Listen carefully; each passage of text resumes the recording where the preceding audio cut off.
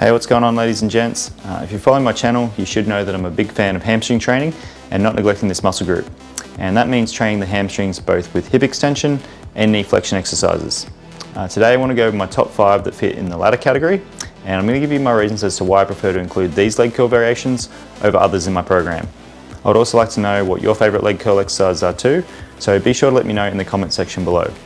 Now let's start off with my own favourites, and coming in at number 5 on the list is seated leg curls. The reason I like this exercise is because of the flex hip position and the stretch that it puts on the hamstrings at end range. And when a muscle is stretched under load during strength exercises, it can create tension in the muscle fibres and activate a greater number of motor units. I cover the seated leg curl variation in a separate video, which I'll put in the description for you to check out later. The next exercise on my list is the Gironda leg curl. This variation involves doing a machine lying leg curl, but while using your arms to extend your torso off the bench. And assuming this position enables you to target the upper portion of your hamstrings, more towards a glute hamstring tie-in. I also cover this variation in more depth in my other video, which I'll also provide a link for as well in the description. Third on my list is dumbbell leg curls. And the reason I like this leg curl variation is because of the aforementioned lying leg curl machine usually being taken at most gyms when you need it. The dumbbell variation has a similar training stimulus to the machine, and you can set it up just about anywhere.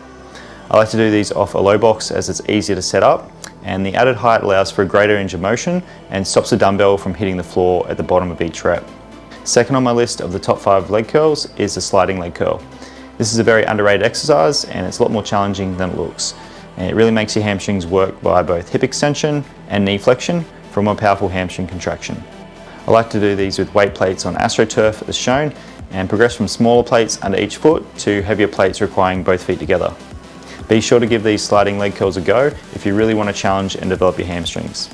And finally, at number 1 on my list of the top 5 leg curl exercises is the Nordic leg curl. This is the king in my book, and it can be set up almost anywhere. Nordics put an intense stimulus on your hamstrings both in the lowering and stretching phase of the exercise and in the concentric and up phase. This makes Nordics not only great for hamstring development, but also for hamstring injury prevention.